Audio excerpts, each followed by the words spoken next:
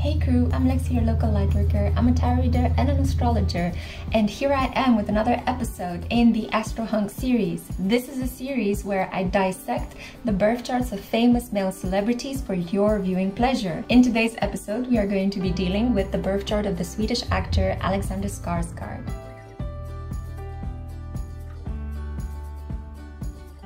Now, you might know Alexander from roles such as Tarzan,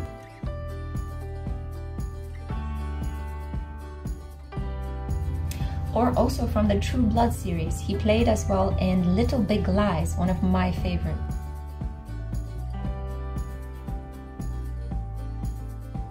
Here is my interpretation of his birth chart. Keep in mind, I don't personally know Alexander, but it's super fun to try to imagine how he would be like as a lover and as a person that you might call your friend. Alexander comes across as very solar. He almost has this kind of Apollo energy about him. He is tall, obviously gorgeous. He emanates this light about him. But interestingly enough, his sun is actually in Virgo. Virgo is not really a sign that is known for the fact that they have a lot of charisma, a lot of energy, or that they exude this sense of optimism. So what makes him stand out so strongly? Number one, Alexander's sun is in Virgo. This is a very modest, hardworking, service-oriented sign.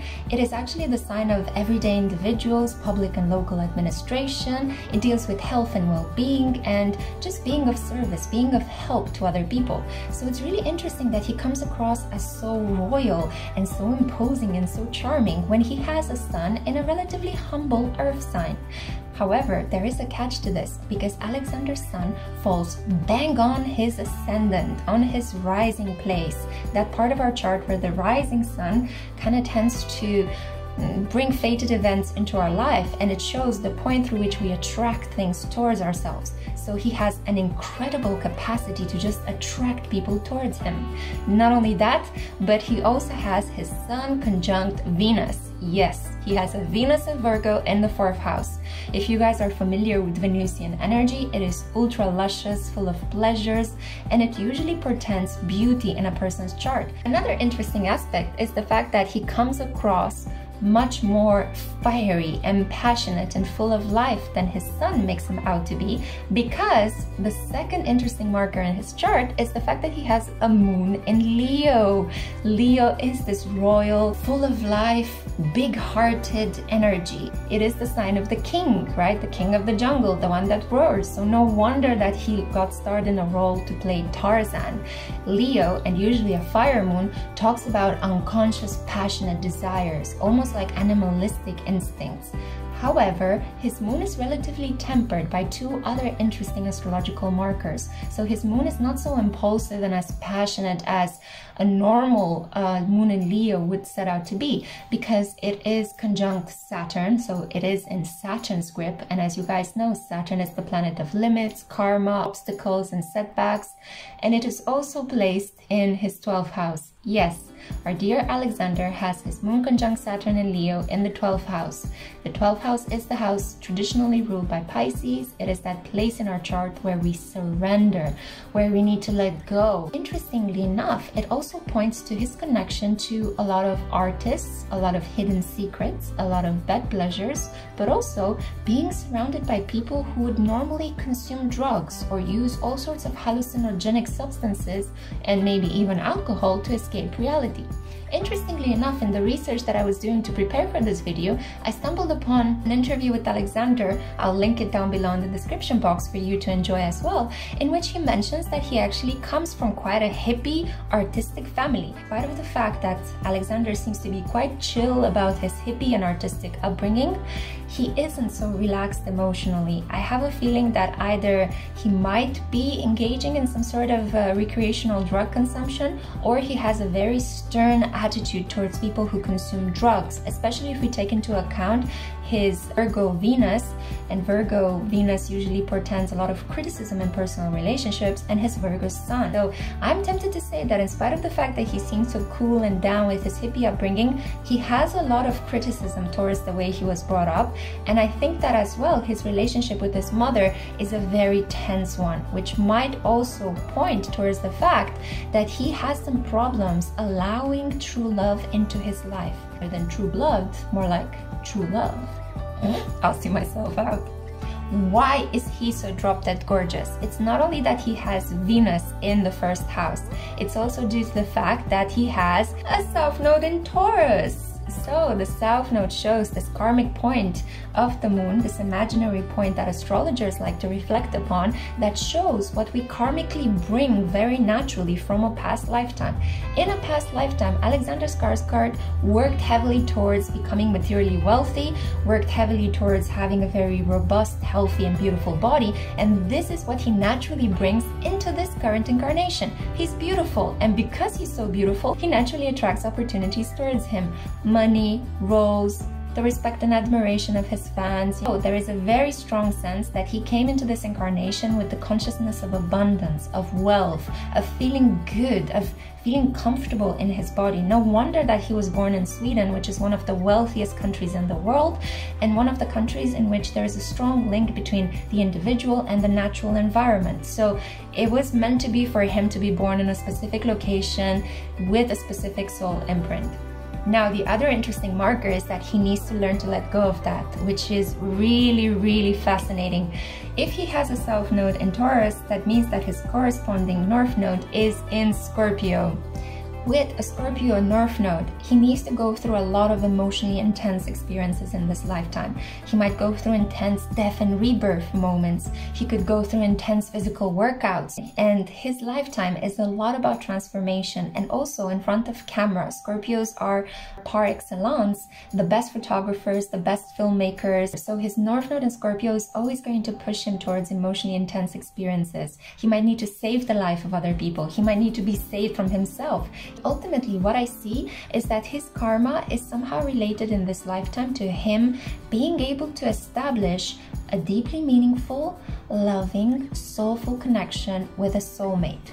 And I think this is his karmic obstacle that he needs to overcome in this lifetime, because with the moon conjunct Saturn, he has a deep wound related to his mother that he might project to his romantic partners almost unconsciously.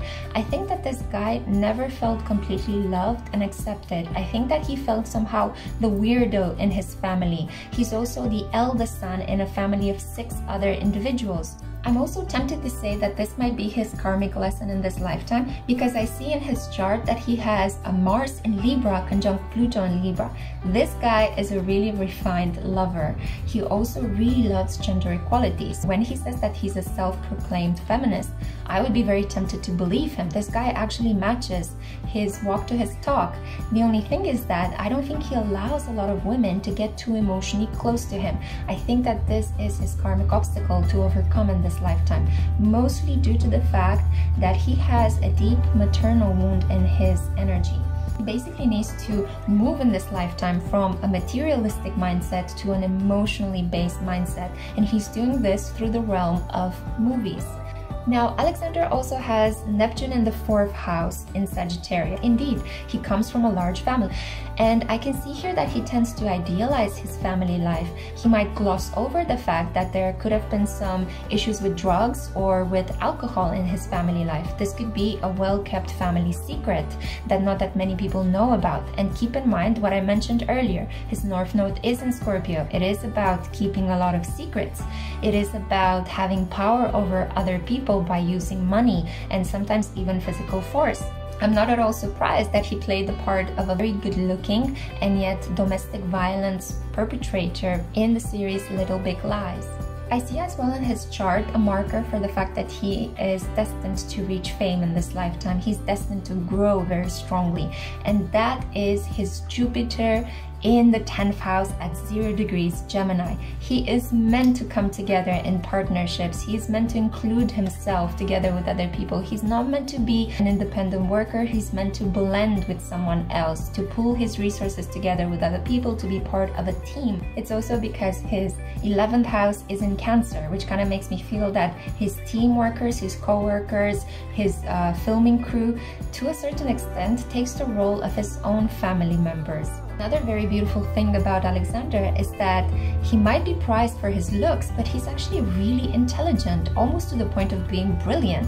And what makes me say that? Well, it's because he has a Uranus in the 3rd house in Scorpio. conjunct his North Node. So this guy has this beautiful energy of Aquarius combined with Scorpio in the way in which he's supposed to enact his legacy in this lifetime. With Jupiter at a very powerful 0 degrees in Gemini in his 10th house, he will always be seen well in his career. He will always easily attract roles towards him. It's just up to him to say, yes, I'm willing and ready to do this. But he will always be pulled towards intensity, towards themes that are a little bit gory, a little bit scary. No wonder that he played in True Blood as a vampire. No wonder that he played the part of a domestic violence perpetrator in Little Big Lies. No wonder that he played a guy that is so physically strong as in Tarzan, but also protective and quite emotionally linked to his partner on a deeper level than just by using words. It's almost like on an instinctive, animalistic level. So I feel that his chart reflects very strongly and very beautifully his choice of roles, and it's also kind of giving us some much needed eye candy. To wrap up, I would say that he can be quite an intense lover. With Mars conjunct Pluto, this guy can give you some orgasms that can be earth-shattering. He can also be a little bit possessive with his money. Money issues might be used as a way to control his partner. I see here that with the Moon conjunct Saturn in the 12th house, he has a lot of hard work to do in terms of expressing his feelings to his partners. He could feel ashamed or weird talking about his feelings, especially since he is a Virgo sun, one of the most brainiest suns of the zodiac. We also have here a Neptune in the 4th house, so this guy fantasized about having his own home. He fantasizes about the perfect, unconditional, loving environment at home. He might want to have a very artistic babe by his side, and it is his destiny to actually be part of a deeply bonding connection with a partner that gets to know him, mind, body, and soul in this lifetime. But he might be afraid of that, or he might try to intellectualize that with his North Node in Scorpio conjunct Uranus in Scorpio in the 3rd house. I'm also getting a sense that this guy could actually get really horny and aroused by reading about sex.